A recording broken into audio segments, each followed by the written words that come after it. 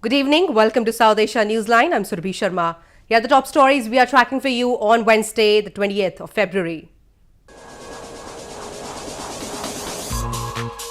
Saudi Crown Prince eyes $100 billion investment in India.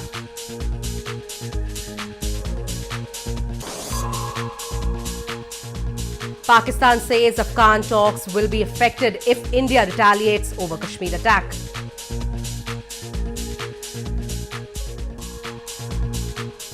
And month-long Festival of India begins in Nepal.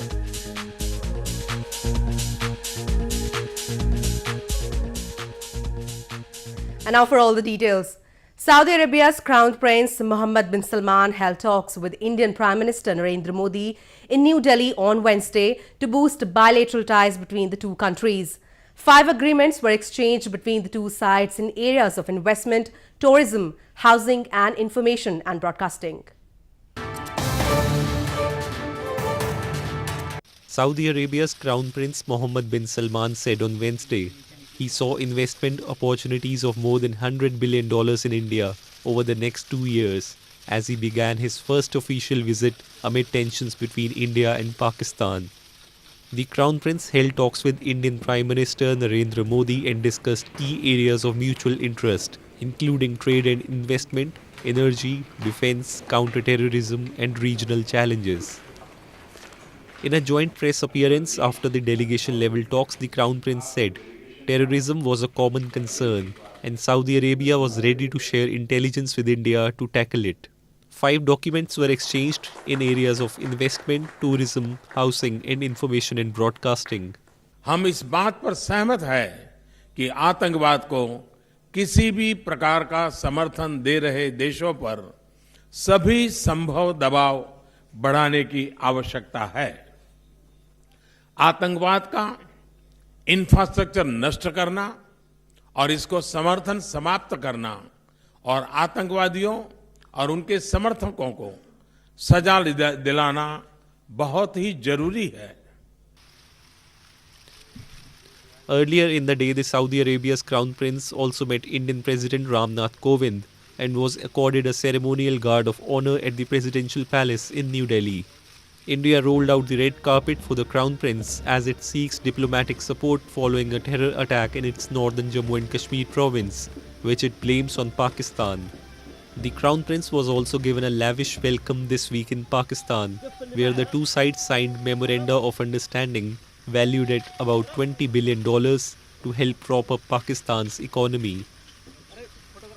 Moving on, a protest was recently held against the police forces and the administration in the illegally occupied Gilgit-Baltistan region to demand justice for a 14-year-old boy who was molested before being murdered. The protesters lamented police inaction in the case and blamed the real culprits were still at large. Scores of people recently held a protest in Gilgit-Baltistan against the police forces and the stooge administrators who have not still been able to bring all the criminals to justice in murder case of a teenager.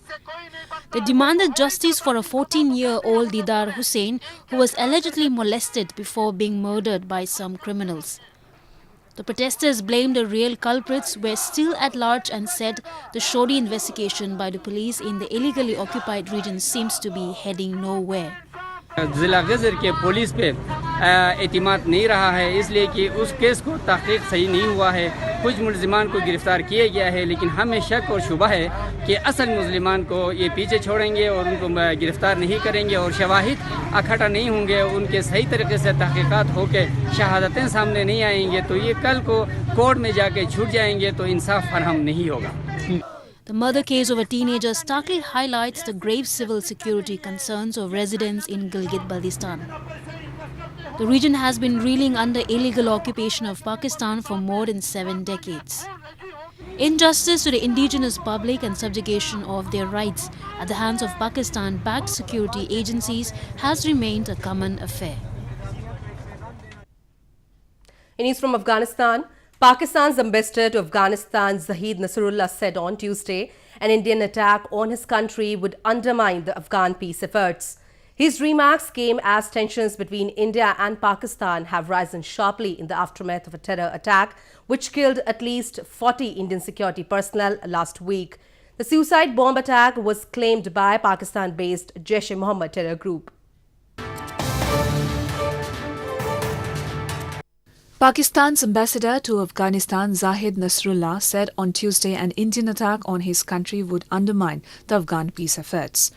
The remarks by the envoy in Kabul came as tensions between India and Pakistan have risen sharply over killing of at least 40 Indian paramilitary police personnel in a suicide bomb attack claimed by the Pakistan-based Jaish-e-Mohammad terror group. US envoys say Pakistan has an important role to play in the Afghan peace effort, giving its links to the Taliban. Pakistan is playing a very important role in contributing towards the Afghan peace process. So such an incident will in a way also affect the ongoing efforts of Pakistan. Pakistani Prime Minister Imran Khan said on Tuesday the country would retaliate if India were to attack in response to the bombing, which India blamed on Pakistan. Indian Prime Minister Narendra Modi had immediately after the attack last week said he has given a free hand to security forces to administer a strong response. India has long accused Pakistan of sheltering and using terrorist groups such as Jaish-e-Mohammad as proxy to mount attacks on Indian soil. Pakistan, however, denies the allegations. More news from Afghanistan.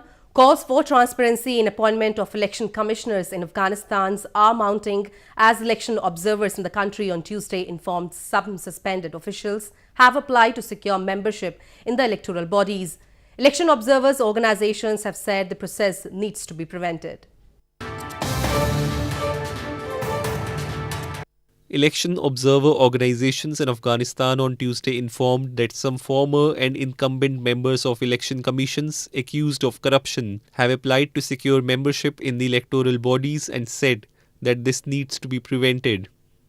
Among those who have applied for the posts are Abdul Rahim Nawakhtiyar, former head of Foreign Relations Department of the Independent Election Commission or IEC, Abdul Aziz Sameem, former deputy head of the IEC Secretariat, Syed Ibrahim Sadat, incumbent head of the IEC's IT department, and some journalists as well as government employees. افراد باشند که در جامعه از شناخت خوب برخوردار باشند و مردم بالای از او اعتماد بکنند. Members of the election commissions were removed from their posts after President Ashraf Ghani approved a new amendment to the electoral law last week. According to Ghani's decree, the two commissions are run by heads of secretariats of the electoral bodies. Moving on to news from Nepal. A month-long Festival of India in Nepal began on Tuesday in Nepal's capital, Kathmandu. The event kicked off with the performance on the journey of Gautam Buddha. The festival will continue until March 21st. A month-long Festival of India in Nepal with an objective of familiarizing the new generation of Nepal about the similarities between the two countries began on Tuesday in Kathmandu city. The festival kicked off with a performance on the journey of Gautam Buddha. The artist depicted the lifespan of Lord Buddha through melody and drama. The event has been organized by the Indian Embassy in Nepal and is being supported by India's Ministry of Culture. The month-long festival will feature Mridangam instrumental, Punjabi folk dance, theatre art and Kathakali dance performances. Apart from the cultural events, the festival will also showcase an exhibition on Indian freedom fighter Mahatma Gandhi, a speech competition on him besides a seminar on Sanskrit. The festival will continue till March 21st and will also take place in other major cities of Nepal other than the capital city. In news from Sri Lanka, an annual Buddhist festival was recently organized in Sri Lanka's capital, Colombo, in which drummers, dancers and torchbearers escorted dozens of decorated elephants in a colorful traditional parade. The highlight of the festival was a casket carried by an elephant, which Buddhists believe contained a relic of Gautam Buddha.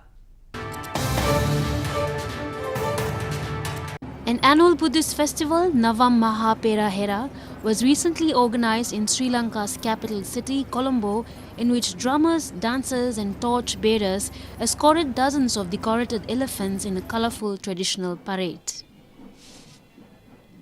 Thousands of tourists and locals lined up in the streets of the city to catch a glimpse of the beautifully decorated elephants in the parade spanning nearly 2 miles.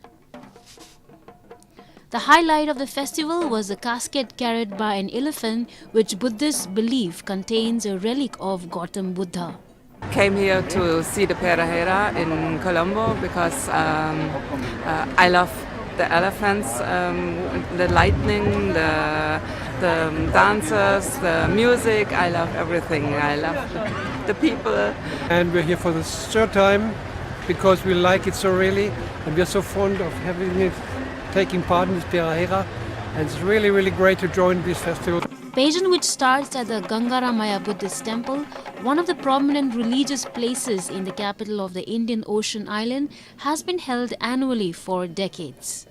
Elephants in the parade sway to the beats of the drums as Buddhist priests and observers stay transfixed for the nearly 3-hour event. A Hindu seer, also known as Thorn Baba, has become a major attraction in the ongoing Kumbh fair in India's Prayagraj city as he lies on a bed of thorns as a part of his meditation. Scores of devotees make a beeline every day to take his blessings and offer him food and money as a mark of respect. The ongoing world's largest religious gathering, the Kumbh Fair in India's northern Prayagraj city, has been a major attraction for visitors as it offers many interesting cases of strictly disciplined prayers by Hindu seers. One such attraction has been a Hindu holy man, Ram, popularly known as Thorn Baba, who lies on a bed of thorns from sunrise to sunset as he feels that making the body suffer brings satisfaction and happiness, which is a part of his meditation. Scores of devotees make a beeline every day to take blessings of the Hindu seer and offer him food and money as a mark of respect. कांटा है ये हमको सावधान है ये के लिए ये तो है इससे सावधान मिल रहा है हमें खुशबू मिल रहा है उसी के लिए हम भी कांटा पे रहते हैं। कब से आप इस पे लेटे हुए हैं? हम 5 बजे भोर से लेटे हैं। पहली बार आज यहाँ संगम आए हैं और ये मतलब एकदम विस्मयकारी रूप देख रहे हैं बाबा का, जो कि नागफनी के कांटे पे लेटे हुए हैं। हम लोग को एक कांटा चुभ जाता है तो हम लोग को दर्द हो जाता है और इनको देख रहे हैं कि कांटों के एकदम झाड़ पे लेटे हुए हैं। These kind of unique attractions are a common feature of the Kumbh Fair, which is more than 2000 years old and is held every 3 years in one of the 4 cities of Prayagraj, Haridwar, Ujjain and Nasik. The fair is a meeting point for Hindu seers, some of whom live in forests or Himalayan caves and come out only during this period.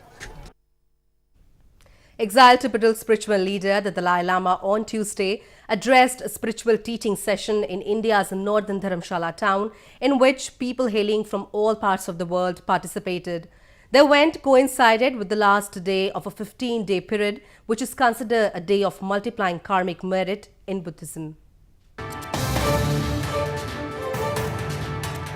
Thousands of people on Tuesday gathered in India's northern hill town of Dharamshala to attend a spiritual teaching session by exiled Tibetan spiritual leader, the Dalai Lama. Devotees converged at the main Buddhist temple in the town to listen to the spiritual leader's first sermons of the year. The event coincided with the last day of the Day of Miracles, a 15-day period which is considered a karmic merit multiplying day in Buddhism. Today is actually one of the main day that Lord Buddha had played. We call it the miracle day. So where he debate with some non-Buddhist kind of theory, and he defeated some of the Mara. We call it the Mara. It's kind of a devil. India is home to almost 100,000 Tibetans. The Dalai Lama has lived in India since fleeing a failed uprising against Chinese rule of his homeland in 1959. A government of exiled Tibetans and tens of thousands of refugees are also based in Dharamshala in India's northern Himachal Pradesh province.